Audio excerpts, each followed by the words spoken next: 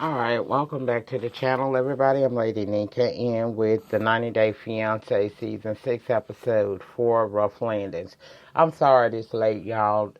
Many of y'all know that, being here a minute, that I do go to school still. I work full-time, and child, I've been had some sideline caterings. It's ching-ching time, bitch, okay?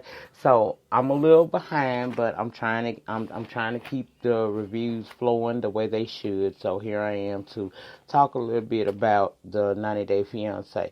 Now, I think next week I'm gonna start breaking these couples down. Right now, I'm gonna go scene by scene, but going forward, we will break the couples down. I'll tell you what went on with them, and I think it'll make the review go a little smoother than me doing scene by scene with this, because it's a lot of damn scenes.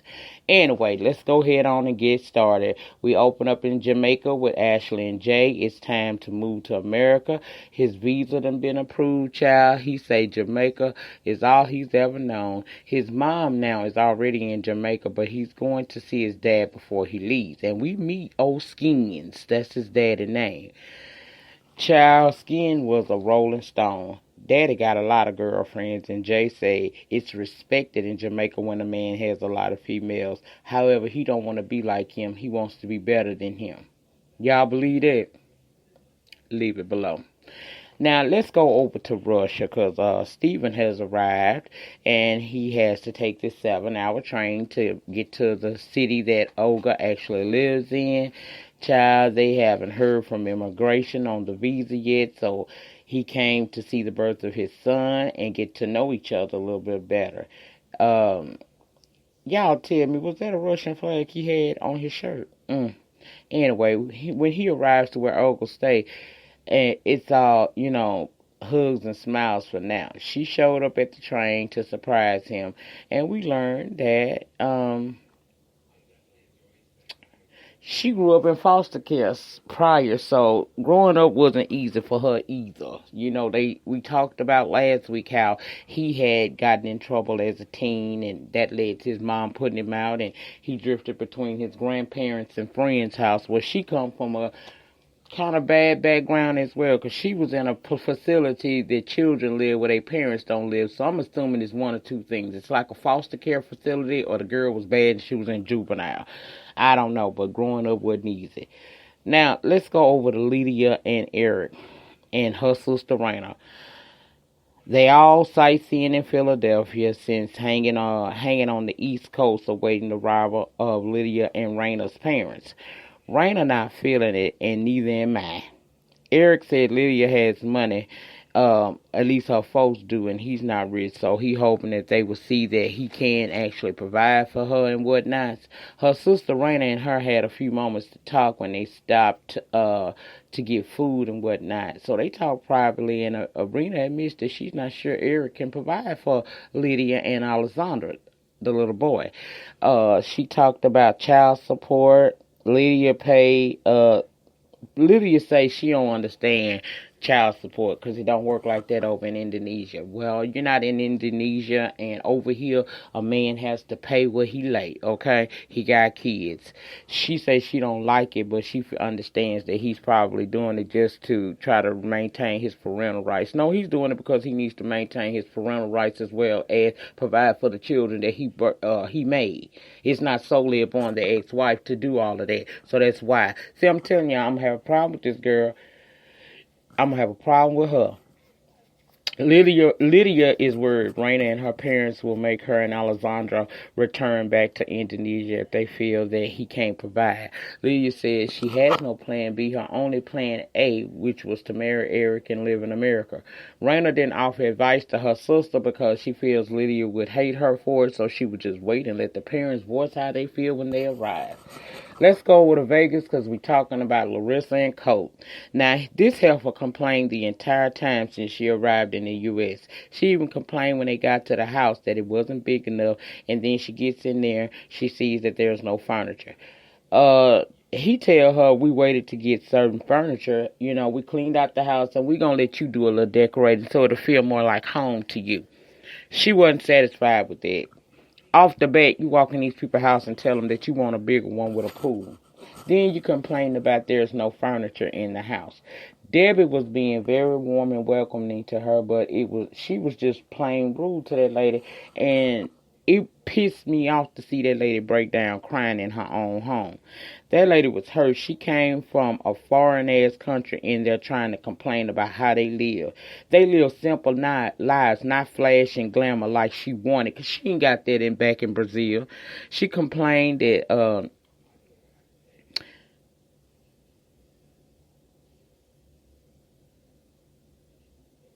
now she was complaining to us and the confessionals about how she didn't like the house. Got right in front of his mama face and said that she liked the house. Uh, child,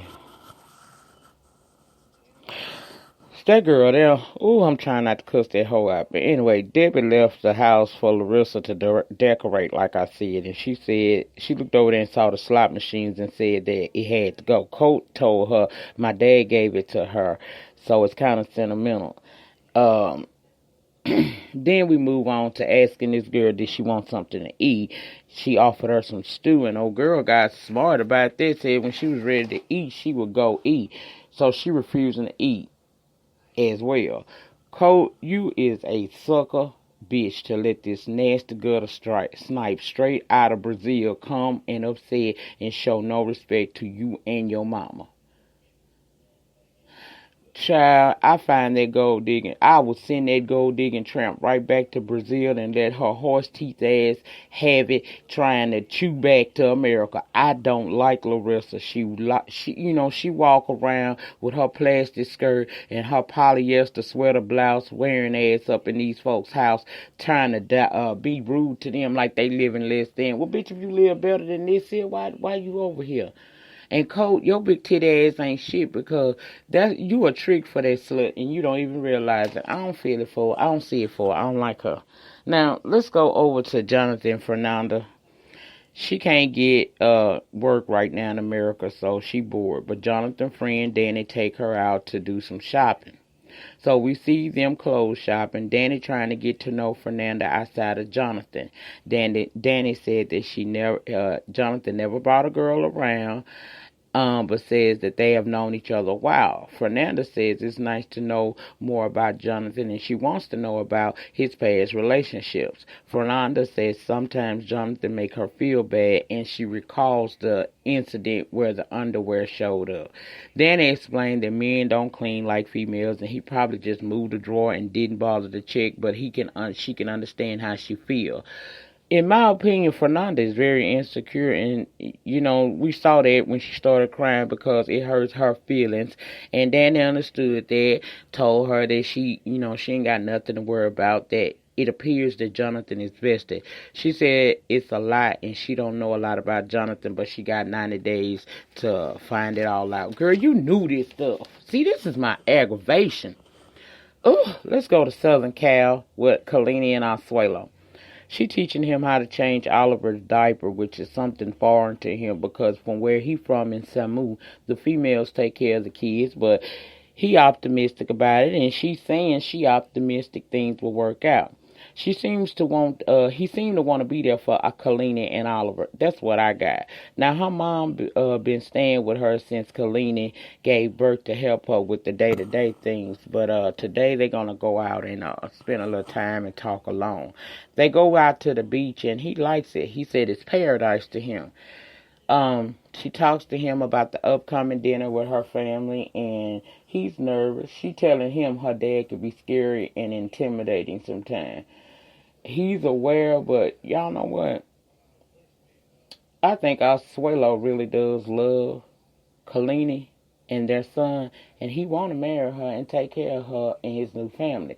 That man broke down saying how he wants approvals, and he's sorry for not being there before. He also said that if her family don't want him to be a part of their family, he will return to Samu. Now that's when I said he ain't trying to get no green card. Although he like America, I honestly think that he's there for her. And yes, he's awkward. Samu is not America. He has no family there, so he has to adjust, but you see that he wants to do right by her. Kalani's sister perception of Asuelo is Kalini's fault, okay? You told her that he cheated, and now she hates him, and you want everything to be like you never said it. That's why you keep people out your business. When you and your significant other beefing, and you know that you ain't through with this man, you don't go tell your family members nothing about this man, because they will have they will already have their preconceived notions about him, and when y'all get back together, he's still gonna go through changes with the family. And then I wish they would give this man a chance to stop acting like they don't have a child together. Oliver is not just Kalina's son, he's Asuelo's son too. The mom, the only one that act like she wanted to get a man a decent chance. The dad, I get where he coming from. Hell, he from Samu too, from what we learned in this episode. But, you know, he needs to be less intimidated and more open-minded and helpful to helping this man adjust to this life in this new country. That's how I feel about it. Now, let's go back to Russia with Steven and Olga, because he's staying in Russia 2 months after the baby is born. Hopefully by then the visa process will have started and they can return to America together. She said she happy he there. They get to the apartment. He get the tour. It's a little, it's a little tight in there, but it's a little spot. He brought some stuff, but they know that they gotta go shopping for more baby shit. Then she hit him with, I went to the doctor's today. He said he want to know if he can be in the room when she deliver the baby. She said she going to see if she can get him granted special permission, because that's not usually allowed. She also hits him with, when I go back to the doctor in 2 days, I'll stay there till the birth of this baby. Now, he thought they had 9 more days, but no, they got 2 more days until she's hospitalized until the baby come, because the doctor said it can come at any minute. I said, child, so now he feeling rushed. Let's go back to Vegas, child. Colt talking about he wanted Larissa and his mom, Debbie, to get along. He goes to check on his mom.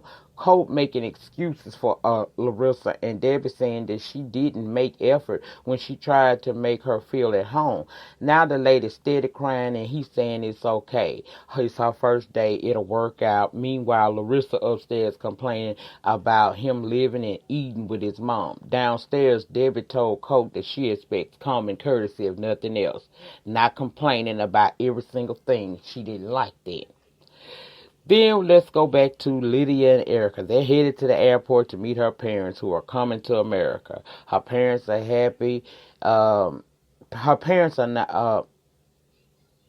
Her parents ain't happy she moving to America, so they coming to see if Eric can really provide for her. And he said he don't have a ton of money. He liked them, and he's hoping that they are good. Now, he originally met her parents before, and they were cool, but they don't know that he's not rich. Now, I kind of think that he lying here, because he said he never lied to them. It never came up. And she said if they find out that Eric don't have a lot of money, they will make her and her son return to Indonesia. So my thing is this, he ain't got that kind of money that you have, so why are you here? Child, they arrive, get packed into the SUV and heads out. And you know how in an SUV sometimes you can cut the corner too sharp and wind up running up on the curb a little bit. A little common mistakes. SUVs built for that. She immediately, why you do that? See, leave this whole alone. Now, the next scene takes us to Fernanda Skyping with her mom and sister and brother. She says she's close to her family because her mom works a lot. We learned that she's very close to her younger brother, so it made her sad for her mom to say how they all miss her. Now, her and Jonathan get married in Chicago, and her family can't come because of visa issues and relations between her country and the USA right now. They both start to cry because they miss each other, and she has to get married without her family. I can understand that would make you cry, especially not having your mama there. When they get off the Skype, Fernando breaks down to Jonathan, and he's concerned that he's got to make her feel more welcome, because she could pack up and go at any day. Now we see Jay leaving Jamaica with Ashley, headed to America, and he excited. When they get there, it's freezing. He not used to that kind of weather. On the way home, he's so excited. He said he ain't gonna sleep. He gonna wait on the snow, and when it piles up enough, he's gonna go outside in his underwear and yell. She said he can't be noisy like that. She worried that he will have to adapt to how it is in America, especially with in a white suburban area. She said society doesn't necessarily approve of a blonde-haired, blue-eyed girl with a black man, but she's optimistic that things will be okay. They get to her place and he loved it. He said it's nicer than what he had back in Jamaica. He said she lives like in a place that's like a 5-star hotel. I said, really? She optimistic things will work out for them. Child, you should have kept him in Jamaica and just slid through from time to time for some good head and sex. But marriage, I don't think this boy is ready. He's still a kid, really. Good luck, Ashley, but you about to need it, baby. Now let's go back to Vegas. Larissa complained that she don't want the cat in the bed with them. She says the cat too fat. So imagine what she feeling about Cole, who got titties bigger than hers. She cooks breakfast, although admitting she's not the cook that she originally said that she was. She only lied because she feel like a man will love her more if she's a good cook and give good sex. I said, child. Debbie comes down to breakfast at Larissa's urging, and Debbie eats the breakfast sandwich she prepared, but warns that Colt don't really eat bread. And this when this helper decides to tell them that they need to be eating healthy and not overeating. I said, bitch, what? Girl, you real life gonna tell this woman how she should prepare meals in her house. She feel like because she the wife to be, she can come in and have opinions and strong opinions, and she voices them very rudely. I don't see it working out because see Debbie, she crying right now, and the minute she gonna crank up because ain't no woman gonna let some foreign bitch come up in our house and try to run nothing. Girl, please. Then we see Stephen and Olga going shopping for the baby child. And you see, Olga is just putting shit in the bag. She ain't really checking price, and he concerned because see, he got to be here for 2 months, and he want to make sure that he got enough money to cover them while they there. And he don't come from no rich background, so what's the tea, sis? Slow it down. She aggravated that he's acting that way, but you ain't the one spending your good coin. He is, honey. So you can see that there's going to be problems there. See, the bottom line is y'all were only together for a summer and you got this girl pregnant. Y'all both admitting y'all don't know nothing about each other. So what do you really expect? Child, no ma'am. Then the scene that I want to talk about is this dinner with Asuelo, Kalani, and Kalani's family. Her sister Colina get there with the dad. Colina don't feel too good about this. She even got a problem with the fact that this man is trying to be a father to his child. She feel like he ain't been there, so he shouldn't act like that. Meanwhile, you got the daddy grilling him, trying to see if he really loves his daughter, or is he there for a green card. And that man told him, I'm here because I love her and I want to have a life with her and raise this family. Now, I ain't got no lot of education, but I'm a hard worker. I can do construction work, and as soon as I get settled into a routine, I fully plan on working and trying to make things work. I don't feel like that it was necessary to tell this boy that if you do wrong or disrespect my daughter or my family, it's going to be big problems. That's like, to me, it's an intimidation tactic because quite naturally, if he disrespects the child or the daughter or makes her upset, they going to be mad at him. He know that they gonna be upset with him, but to me, I felt like they were trying to scare this man. You got the sister sitting there glaring at him like if looks could kill, he'd be 6 feet under. The dad, a big Samoan-looking mug, his damn self. He trying to feel him out. I just don't like the way they went about doing that. You are not going to make this man do nothing no faster. You gotta understand that he's from a foreign country that is not as civilized as America. So why are y'all giving him such grief in him trying to be there for this girl? Give him a chance. He only been there 1 day, and in 1 day, people have eaten his ass alive. In between the sister and the mama. And Kalini, you got to take responsibility for a lot of how your sister acting with this man, because had you not put your sister in y'all business, she would not be having the attitude that she has toward him. And girl, if this woman told you that this man didn't do her nothing, you should be more mad at her than you are at him. Because he ain't did nothing. Whatever relationship problems they had, that's their relationship problems. There's no reason for the whole family to jump into this because she didn't ask y'all permission when she went to Samu and pop pussy with him and supposedly was a virgin girl. This shit just nerve-wracking. It's like they're looking to destroy this man. And out of all of the relationships on the 90-Day Fiancé right now, I am more optimistic about Asuelu and Kalini. But Kalini gonna have to take ownership for what she truly did and clear this man's name right and stand in her shit and tell her sister, you either be cool with him or you don't have to come around. Sometimes you gotta put your foot down. But I honestly think this young man is trying to be there in this girl's life. He wants to be a part. I just don't like to see nobody get bullied. And it really looked like that family is bullying this man. The sister over there making eyes that could, like I said, if he looks to kill, he'd be dead. She pissed off that he's trying to be a father, which he's supposed to with his son. And the dad, I get where he coming from, but daddy, she a grown-ass woman and she done made a decision. All you can do is be there to love her and help her along the way, but you can't control her. And Kalini, grow the fuck up, because bitch, you sitting up talking about if her parents don't like him, then they're not going to be approving of you getting married. You knew how they felt about him because you took a part in it. Girl, I'm so over that hoe, for real. Out of all the relationships on this show, he's the only one I think that's truly there for love and wanting to be a part, build a family with this girl. The rest of these people don't have nothing. Eric got a bitch that he know he can't afford and he done lied to get her and he about to be busted.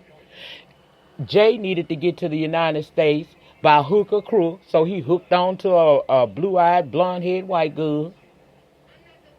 Larissa is a gold digger. She ain't looking for no broke fat nigga. Come on, man. Come on. I was really drove by how they treated that man.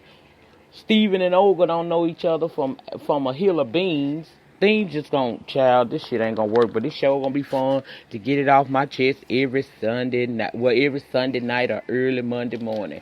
That was it. That was all. Y'all get down in the panic session and let a player know what you thought about last night's episode of the 90-Day Fiancé. Let me know if you share the same thoughts and opinions, or if you got something new to bring to the table. Child, voice it down there. We can agree to disagree just respectfully. That's all I ask. And I will see you guys back tonight or by morning with the season. I think tonight is the season finale for Love and Hip Hop Hollywood. So if you don't see my review tonight, it will definitely be up tomorrow. Remember, this is my busy season. And remember, y'all, I'm in school, so I'm doing the best I can to get the videos out. I can't always be on camera, too, because right now, y'all have no idea where I'm recording from, and you don't need to know, but just know that it's not home, okay? That's it, y'all.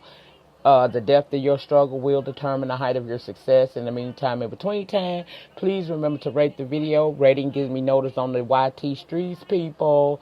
Subscribe to my channel for the free 99 and hit your notification bell so that each and every time I'm down here talking, you will be notified. If you have not already subscribed, please go over and check out my second channel, The Evolution of Nika.